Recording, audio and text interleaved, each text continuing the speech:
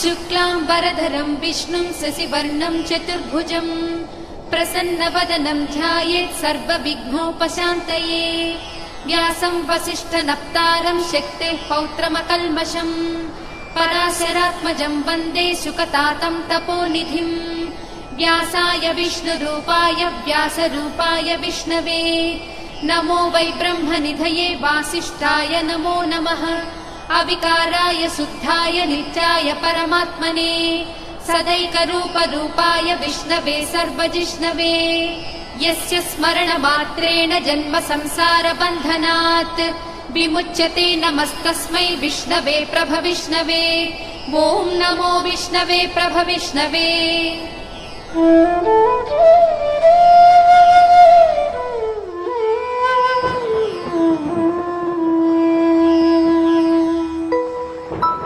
श्रीवैशम्पायन उवाच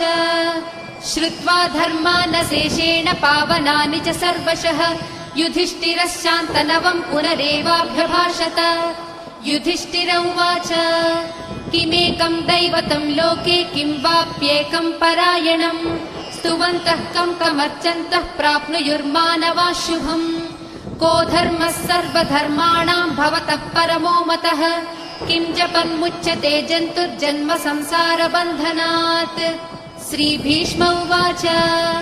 जगत्प्रभुं देवदेवमनन्तं पुरुषोत्तमं स्तुवन्नाम सहस्रेण पुरुषः सततोत्थितः तमेव चार्चयन् नित्यं भक्त्या पुरुषमव्ययम् ध्यायन् स्तुवन्नमस्यंश्च यजमानस्तमेव च। अनादिनिधनं विष्णुं सर्वलोकमहेश्वरम् लोकाध्यक्षं स्तुवन् नित्यं सर्वदुःखातिगो भवेत्। ब्रह्मण्यं सर्वधर्मज्ञं लोकानां कीर्तिवर्धनम् लोकनाथं महद्भूतं सर्वभूतभवोद्भवम्। एष मे सर्वधर्माणां धर्मोऽधिकतमो मतः यद्भक्त्या पुण्डरीकाक्षं स्तवैरर्चे नरः सदा। परमं यो महत्तेजः परमं यो महत्तपः परमं यो महद्ब्रह्म परमं यः परायणम्। पवित्राणां पवित्रं यो मङ्गलानां च मङ्गलम् दैवतं देवतानां च भूतानां यो व्ययः पिता। यतः सर्वाणि भूतानि भवन्त्यादियुगागमे यस्मिंश्च प्रलयं यान्ति पुनरेव युगक्षये तस्य लोकप्रधानस्य जगन्नाथस्य भूपते विष्णोर्नाम सहस्रं मे शृणु पापभयापहम्। यानि नामानि गौणानि विख्यातानि महात्मनः ऋषिभिः परिगीतानि तानि वक्ष्यामि भूतये। ऋषिर्नाम्नां सहस्रस्य वेदव्यासो महामुनिः छन्दोनुष्टुप् तथा देवो भगवान् देवकीसुतः अमृतांशोद्भवो बीजं शक्तिर्देवकी नन्दनः त्रिसामा हृदयं तस्य शान्त्यर्थे विनियुज्यते। विष्णुं जिष्णुं महाविष्णुं प्रभविष्णुं महेश्वरम् अनेकरूपदैत्यान्तं नमामि पुरुषोत्तमम्।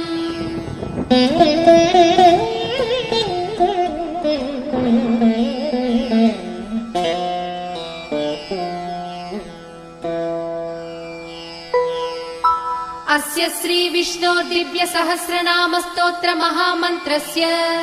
श्रीवेदव्यासो भगवान् ऋषिः अनुष्ठुप् छन्दः। श्रीमहाविष्णुः परमात्मा श्रीमन्नारायणो देवता अमृतांशोद्भवो भानुरिति बीजम् देवकी नन्दनः स्रष्टेति शक्तिः उद्भवक्षोभणो देव इति परमो मन्त्रः शङ्खबृन्नन्दकी चक्रीति कीलकम् शाङ्खधन्वा गदाधर इत्यस्त्रम् रदाङ्गपाणिरक्षोभ्य इति नेत्रम् त्रिसामा सामगः सामेति कवचम् आनन्दं परब्रह्मेति योनिः ऋसुः सुदर्शनः काल इति दिग्बन्धः श्रीविश्वरूप इति ध्यानम् श्रीमहाविष्णुप्रीत्यर्थे सहस्रनाम जपे विनियोगः।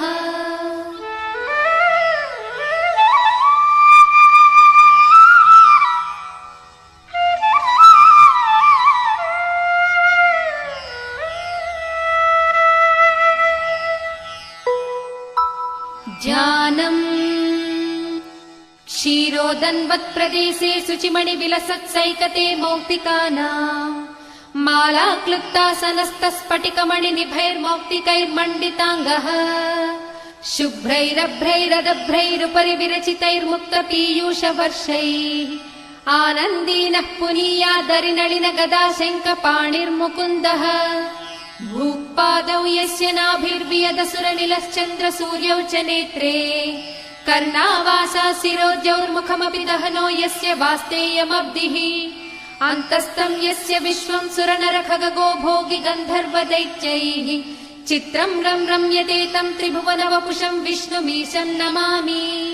ॐ नमो भगवते वासुदेवाय। शान्ताकारं भुजगशयनं पद्मनाभं सुरेशं विश्वाधारं गगनसदृशं मेघवर्णं शुभाङ्गम् लक्ष्मीकान्तं कमलनयनं योगिहृद्यानगम्यं वन्दे विष्णुं भवभयहरं सर्वलोकैकनाथम् मेघश्यामं पीतकौसेयवासं श्रीवत्साङ्कं कौस्तुभोद्भासिताङ्गम् पुण्योपेतं पुण्डरीकायताक्षं विष्णुं वन्दे सर्वलोकैकनाथम् नमः समस्तभूतानामादिभूताय भूभृते अनेकरूपरूपाय विष्णवे प्रभविष्णवे सशङ्खचक्रं सकिरीटकुण्डलं सपीतवस्त्रं सरसीरुहेक्षणम् सहारवक्षस्थलशोभिकौस्तुभं नमामि विष्णुं शिरसा चतुर्भुजम् छायायां पारिजातस्य हेमसिंहासनोत्पदी आसीनमम्बुदश्याममायताक्षमलङ्कृतम् चन्द्राननं चतुर्बाहुं श्रीवत्साङ्कितवक्षसं रुक्मिणी सत्यभामाभ्यां सहितं कृष्णमाश्रये।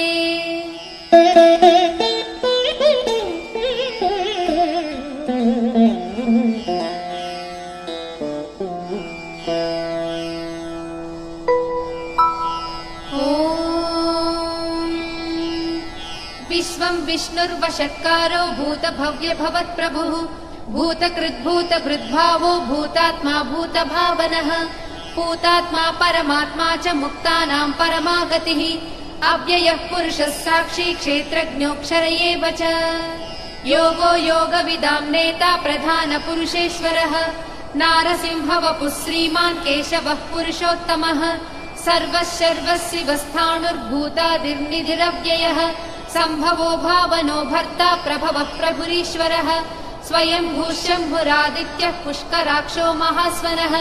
अनादिनिधनो धाता विधाता धातुरुत्तमः अप्रमेयो हृषीकेशः पद्मनाभो मरप्रभुः विश्वकर्मा मनुस्त्वष्टा सविष्ठस्थविरो ध्रुवः अग्राह्यः शाश्वतः कृष्णो लोहिताक्षः प्रतर्दनः प्रभूतस्त्रिककुब्धाम पवित्रं मङ्गलं परम् ईशानः प्राणदः प्राणो ज्येष्ठः श्रेष्ठः प्रजापतिः हिरण्यगर्भो भूगर्भो माधवो मधुसूदनः ईश्वरो विक्रमी धन्वी मेधावी विक्रमः क्रमः अनुत्तमो धुरादर्शः कृतज्ञः कृतिरात्मवान् सुरेशः शरणं शर्म विश्वरेताः प्रजाभवः अहः संवत्सरो व्याळः प्रत्ययः सर्वदर्शनः अजः सर्वेश्वरः सिद्धः सिद्धिः सर्वादिरच्युतः वृषा कपिरमेयात्मा सर्वयोगविनिसृतः वसुर्वसुमना सत्यः समात्मा संमितः समः अमोघ पुण्डरीकाक्षो वृषकर्मा वृषाकृतिः रुद्रो बहुशिरा बभ्रुर्विश्वयोनिः शुचिश्रवाः अमृतः शाश्वतस्थाणुर्वरारोहो महातपाः सर्वगः सर्वविद्वानुर्विश्वक्सेनो जनार्दनः वेदो वेदविदव्यङ्गो वेदाङ्गो वेदवित्कविः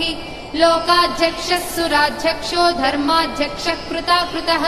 चतुरात्मा चतुर्व्यूहश्चतुर्द्रंष्टश्चतुर्भुजः भ्राजिष्णुर्भोजनं भोक्ता सहिष्णुर्जगदादिजः अनघो विजयो जेता विश्वयोनिः पुनर्वसुः उपेन्द्रो वामनः प्रांशुरमोघः सुचिरूर्जितः अतीन्द्रः सङ्ग्रहः सर्गो धृतात्मा नियमो यमः वेद्यो वैद्यः सदा योगी वीरः माधवो मधुः अतीन्द्रियो महामायो महोत्साहो महाबलः महाबुद्धिर्महावीर्यो महाशक्तिर्महाद्युतिः अनिर्देश्य वपुः श्रीमानमेयात्मा महाधृधृत् महेश्वासो महीभक्ता श्रीनिवासः सताङ्गतिः अनिरुद्धः सुरानन्दो गोविन्दो गोविदापतिः मरीचिर्दमनो हंसः सुपर्णो भुजगोत्तमः हिरण्यनाभः सुतपाः पद्मनाभः प्रजापतिः अमृत्युः सर्वदृक्सिंहः सन्धाता सन्धिमान् स्थिरः अजो दुर्मर्षणः शास्ता विश्रुतात्मा सुरारिः गुरुर्गुरुतमो धामः सत्यः सत्यपराक्रमः निमिषो निमिषस्रग्वी वाचस्पतिरुदारधीः अग्रणीर्रामणी श्रीमान् न्यायो नेता समीरणः सहस्रमूर्धा विश्वात्मा सहस्राक्षः सहस्रपात् आवर्तनो निवृत्तात्मा संवृतः सम्प्रमर्दनः अहः संवर्तको वह्निरनिलो धरणीधरः सुप्रसादः प्रसन्नात्मा विश्वभृग्विभुः सत्कर्ता सत्कृतः साधुर्जह्नुर्नारायणो नरः असंख्येयो प्रमेयात्मा विशिष्टः शिष्टकृच्छुचिः सिद्धार्थः सिद्धसङ्कल्पः सिद्धिदः सिद्धिसाधनः वृषाही वृषभो विष्णुर्वृषपर्वा वृषोदरः वर्धनो वर्धमानश्च विविक्तः श्रुतिसागरः सुभुजो दुर्धरो वाग्मी महेन्द्रो वसुदो वसुः नैकरूपो बृहद्रूपः श्रीविविष्टः प्रकाशनः ओजस्तेजो ज्युतिधरः प्रकाशात्मा प्रतापनः रुद्धस्पष्टाक्षरो मन्त्रश्चन्द्रांशुर्भास्करज्युतिः अमृतांशूद्भवो भानुश्च स बिन्दुः सुरेश्वरः औषधम् जगतः सेतुः सत्यधर्मः पराक्रमः भूतभव्यभवन्नाथः पवनः पावनो नलः कामः कामकृत्कान्तः कामः कामप्रदः प्रभुः युगाधिकृज्युगावर्तो नैकमायो महाशनः अदृश्यो व्यक्तरूपश्च सहस्रजिदनन्तजित् इष्टो विशिष्टः शिष्टेष्टः शिखण्डी नहुषो वृषः क्रोधः क्रोधकृत्कर्ता विश्वबाहुर्महीधरः अच्युतः प्रदितः प्राणः प्राणदो वासवानुजः अपां निधिरधिष्ठानमप्रमत्तः प्रतिष्ठितः स्कन्दः स्कन्दधरो दुर्यो वरदो वायुवाहनः वासुदेवो बृहद्भानुरादिदेवः पुरन्दरः अशोकस्तारणस्तारः शूरः शौरिर्जनेश्वरः अनुकूलस्य तावर्तः पद्मे पद्मनिभेक्षणः पद्मनाभोरविन्दाक्षः पद्मगर्भः शरीरभृत् महर्धिर्वृद्धो वृद्धात्मा महाक्षो गरुडध्वजः अतुलशरभो भीमः समयज्ञो हविर्हरिः सर्वलक्षणलक्षण्यो लक्ष्मीवान् समितिञ्जयः विक्षरो रोहितो मार्गो हेतुर्दामोदरः सहः महीधरो महाभागो वेगवानमिताशनः उद्भवः क्षोभणो देवः श्रीगर्भः परमेश्वरः करणं कारणं कर्ता विकर्ता गहनो गुहः व्यवसायो व्यवस्थानः संस्थानस्थानदो ध्रुवः परर्धिः परमस्पष्टः तुष्टः पुष्टः सुभेक्षणः रामो विरामो विरजो मार्गो नेयो नयो नयः वीरः शक्तिमतां श्रेष्ठो धर्मो धर्मविदुत्तमः वैकुण्ठः पुरुषः प्राणः प्राणदः प्रणवः पृथुः हिरण्यगर्भः शत्रुघ्नो व्याप्तो वायुरथोक्षजः ऋतुः सुदर्शनः काल परमेष्टि परिग्रहः उग्रः संवत्सरो दक्षो विश्रामो विश्वदक्षिणः विस्तारस्थावरस्थाणुः प्रमाणम् बीजमव्ययम्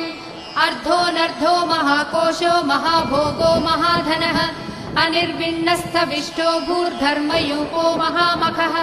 नक्षत्रनेमिर्नक्षत्री क्षमः क्षामः समीहनः यज्ञयुज्यो महेज्यश्च क्रतुः सत्रम् सदाङ्गतिः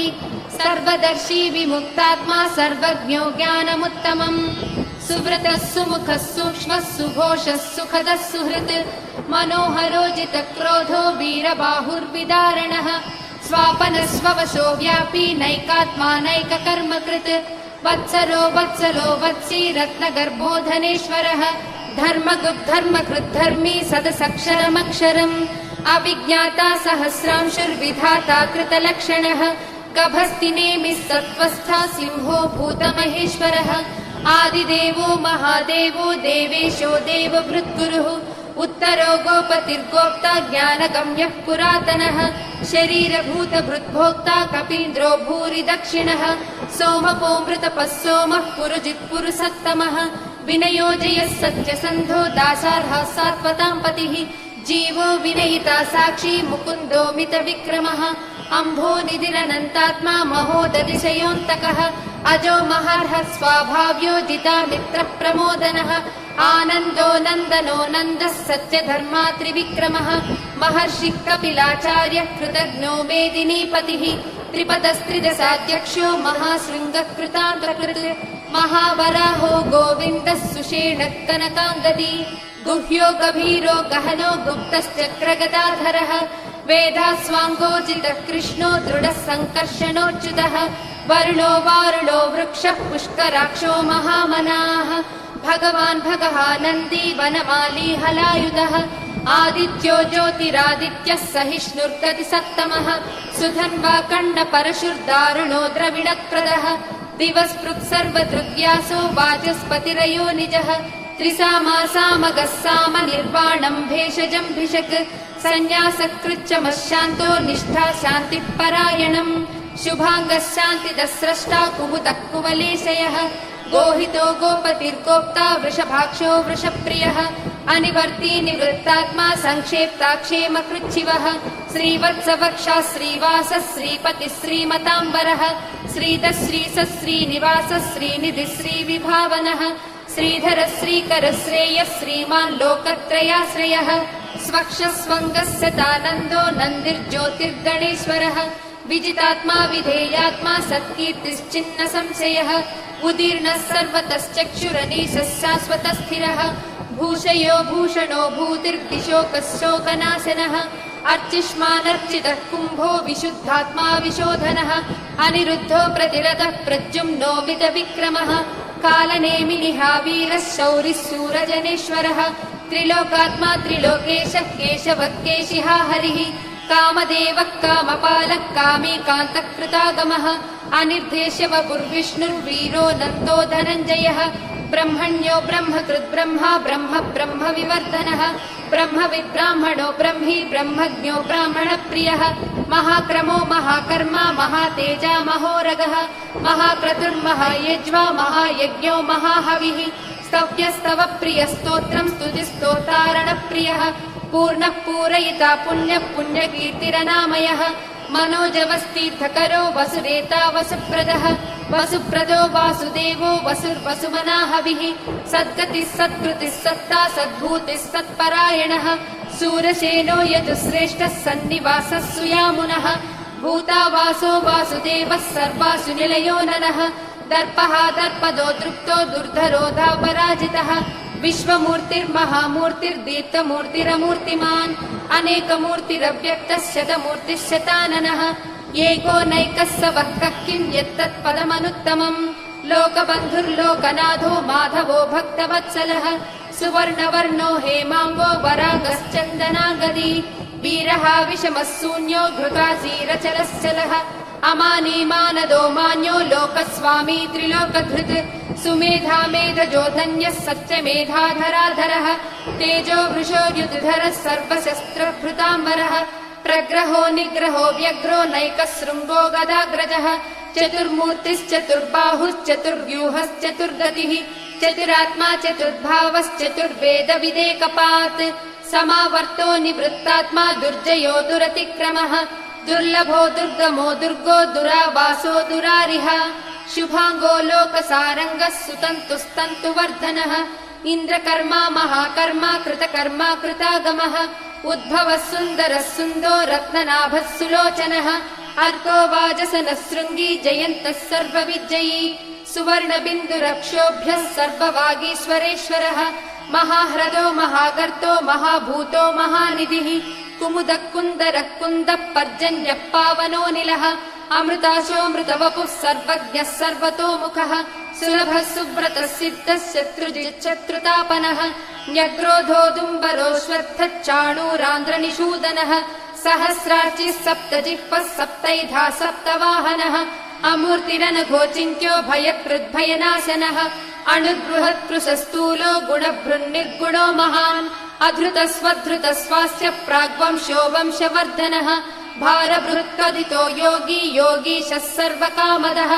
आश्रमश्रमणक्षामः सुपर्णो वायुवाहनः धनुर्धरो धनुर्वेदो दण्डो दमयिता दमः अपराजितः सर्वसहो नियन्ता नियमो यमः सत्त्ववान् सात्विकः सत्यः सत्यधर्मपरायणः अभिप्राय प्रियार्होर्ह प्रियकृत्प्रीतिवर्धनः विहाय सगतिर्ज्योतिः सुरुचिर्भुत भुग्विभुः रविर्विरोचनः सूर्यः सविता रविलोचनः अनन्तो हृतभुग्भोक्ता सुखदो नैकदोऽग्रजः अनिर्विण्णः सदामर्षि लोकाधिष्ठानमद्भुतः सनातनतमः कपिलः कपिरव्ययः स्वस्तिदः स्वस्तिकृत् स्वस्ति स्वस्ति भुक् स्वस्ति दक्षिणः आरौद्रः कुण्डली चक्री विक्रम्यूर्जितशासनः शब्दातिगः शब्दसः शिशिरः सर्वरीकरः अक्रूरः पेशलो दक्षो दक्षिणः क्षमिणाम्बरः विद्वत्तमो वीतभयः पुण्यश्रवणकीर्तनः उत्तारणो दुष्कृतिः पुण्यो दुःस्वप्ननाशनः वीरः रक्षणः सन्तो जीवनं पर्यवस्थितः अनन्तरूपोऽनन्तश्रीजितमन्युर्भयापहः चतुरस्रो गभीरात्मा विदिशो व्यादिशो दिशः अनादिर्भूर्भुवो लक्ष्मी सुवीरो रुचिराङ्गदः जननो जनजन्मादिर्भीमो भीमपराक्रमः आधारनिलयो धाता पुष्पहास प्रजागरः ऊर्ध्वगः सत्पथाचारः प्राणदः प्रणवः पणः प्रमाणम् प्राणनिलयः प्राणभृत् प्राणजीवनः तत्त्वम् तत्त्वविदेकात्मा जन्म मृत्युजरातिगः भूर्भुवः स्वस्तरुस्तारः सविता प्रपितामहः यज्ञो यज्ञपतिर्वज्या यज्ञाङ्गो यज्ञवाहनः यज्ञभृद्यज्ञकृत्यग्नी यज्ञभुग्यज्ञसाधनः यज्ञान्तकृत्यज्ञगुह्यमन्नमन्नादयेव च आत्मयोनिः स्वयम् जातो वैखानः सामगायनः देवकीनन्दनः स्रष्टा क्षितीशः पापनाशनः शङ्खबृन्नन्दकी चक्री शाङ्कधन्वा गदाधरः रथाङ्गपाणिरक्षोभ्यः सर्वप्रहरणायुधः श्री सर्वप्रहरणायुध वो नम इति वनमाली गधीशाङ्गी शङ्की चक्री च नन्दकी श्रीमन्नारायणो विष्णुर्वासुदेवोऽभिरक्षतु वनमाली गधीशाङ्गी शङ्खी चक्री च नन्दकी श्रीमन्नारायणो विष्णुर्वासुदेवोऽभिरक्षतु श्रीवासुदेवोऽभिरक्षत्वो नम इति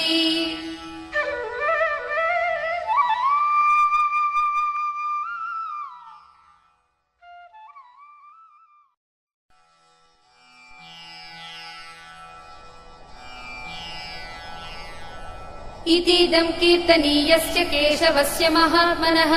नाम्नां सहस्रं दिव्यानाम् अशेषेण प्रकीर्तितम् य इदं शृणुया नित्यं यश्चापि परिकीर्तयेत् नाशुभं प्राप्नुयात् किञ्चित् सोमुत्रेह च मानवः वेदान्तको ब्राह्मणः स्यात् क्षत्रियो विजयी भवेत् वैश्यो धनसमृद्धः स्यात् शूद्रः सुखमवाप्नुयात् धर्मार्थी प्राप्नुयात् धर्मम् अर्थार्थी चार्धमाप्नुयात् कामानवाप्नुयात् कामी प्रजार्थी चाप्नुयात् प्रजाम् भक्तिमान् यः सदोत्थाय शुचिस्तद्गतमानसः सहस्रं वासुदेवस्य नाम्नामेतत् प्रकीर्तयेत् यशः प्राप्नोति विपुलं याति प्राधान्यमेव च अचलां श्रियमाप्नोति श्रेयः प्राप्नोत्यनुत्तमम् न भयं क्वचिदाप्नोति वीर्यं तेजश्च विन्दति भवत्य रोगो द्युतिमान् बलरूपगुणान्वितः रोगातो मुच्यते रोगात् बद्धो मुच्येत बन्धनात् भयान्मुच्येत भीतस्तु मुच्येतापन्न आपदः दुर्गाण्यतितरत्यासु पुरुषः पुरुषोत्तमम् स्तुवन्नाम सहस्रेण नित्यम् भक्तिसमन्वितः वासुदेवाश्रयो मर्त्यो वासुदेवपरायणः सर्वपापविशुद्धात्मा याति ब्रह्म सनातनम् न वासुदेव भक्तानाम् अशुभम् विद्यते क्वचित् जन्म मृत्युजरा व्याधि भयम् नैवोपजायते इमं स्तवमधीयानः श्रद्धा भक्तिसमन्वितः युज्येतात्मसुखशान्तिः श्रीधृतिस्मृतिकीर्तिभिः न क्रोधो न च मात्सर्यम् न लोभो नाशुभामतिः भवन्ति कृतपुण्यानाम् भक्तानाम् पुरुषोत्तमे द्यौस्रचन्द्रार्कनक्षत्रम् खम् दिशो भूर्महोदधिः वासुदेवस्य वीर्येण विधृतानि महात्मनः ससुरासुरगन्धर्वम् स यक्षोरगराक्षसम् जगद्वशे वर्ततेदम् कृष्णस्य सचराचरम् इन्द्रियाणि मनोबुद्धिः सत्त्वम् तेजो बलम् धृतिः वासुदेवात्मकान्याहुः क्षेत्रम् क्षेत्रज्ञ एव च सर्वागमानामाचारः प्रथमम् परिकल्पितौ आचार्यप्रभवो धर्मो धर्मस्य प्रभुरच्युतः ऋषयः पितरो देवः महाभूतानि धातवः जङ्गमाजङ्गमम् चेदम् जगन्नारायणोद्भवम् योगो ज्ञानम् तथा साङ्ख्यम् विद्या शिल्पादिकर्म च वेदशास्त्राणि विज्ञानम् एतत् सर्वम् जनार्दनात् एको विष्णुर्महद्भूतम् पृथग्भूतान्यनेकशः त्रीलोकान् व्याप्य भूतात्मा भुङ्क्ते विश्वभुगव्ययः इमम् स्तवम् भगवतो विष्णोर्व्यासेन कीर्तितम् पठे च इच्छेत् पुरुषः श्रेयः प्राप्तुम् सुखानि च विश्वेश्वरमजम् देवम् जगतः प्रभुमव्ययम् भजन्ति ये पुष्कराक्षम् न ते यान्ति पराभवम् न ते यान्ति पराभवम् वो नम इति। अर्जुन उवाच पद्मपत्र विशालाक्ष पद्मनाभ सुरोत्तम भक्तानामनुरक्तानाम् त्राता भव जनार्दन। श्रीभगवानुवाच यो माम् नाम सहस्रेण स्तोतुमिच्छति पाण्डव सोऽहमेकेन श्लोकेन स्तुत एव न संशयः स्तुत एव न संशयवो नम इति। व्यास उवाच वासनाद्वासुदेवस्य वासितम् भुवनत्रयम् सर्वभूतनिवासोऽसि वासुदेव नमोऽस्तु ते श्रीवासुदेव नमोऽस्तु तवो नम इति। पार्वत्युवाच केनोपायेन लघुना विष्णोर्नाम सहस्रकम् पठ्यते पण्डितैर्नित्यम् श्रोतुमिच्छाम्यहम् प्रभो। ईश्वर उवाच श्रीराम राम रामेति रमे रामे मनोरमे सहस्रनाम तत्तुल्यम् राम राम वरानने। श्रीराम राम रामेति रमे रामे मनोरमे सहस्रनाम तत्तुल्यम् राम नाम वरानने। श्रीराम राम रामेति रमे रामे मनोरमे सहस्रनाम तत्तुल्यम् राम नाम वरानने। श्रीराम नाम वरानन वो नम इति। ब्रह्मोवाच नमोऽस्त्वनन्ताय सहस्रमूर्तये सहस्रपादाक्ष शिरोरुबाहवे सहस्रनाम्ने पुरुषाय शाश्वते सहस्रकोटियुगधारिणे नमः सहस्रकोटियुगधारिणे ॐ नम इति। सञ्जय उवाच यत्र योगेश्वर कृष्णो यत्र पार्थो धनुर्धरः तत्र श्रीविजयोर्भूतिर्ध्रुवा नीतिर्मतिर्मम। श्रीभगवानुवाच अनन्याश्चिन्तयन्तो माम् ये जनाः पर्युपासते तेषाम् नित्याभियुक्तानाम् योगक्षेमम् वहाम्यहम्। परित्राणाय साधूनाम् विनाशाय च दुष्कृताम् धर्म संस्थापनार्थाय सम्भवामि युगे युगे। आर्ता विषण्णाः शिथिलाश्च भीता घोरेषु च व्याधिषु वर्तमानाः सङ्कीर्त्य नारायण शब्दमात्रम् विमुक्त दुःखा सुखिनो भवन्तु। कायेन वाचा मनसेन्द्रियैर्वा बुद्ध्यात्मना वा प्रकृते स्वभावात्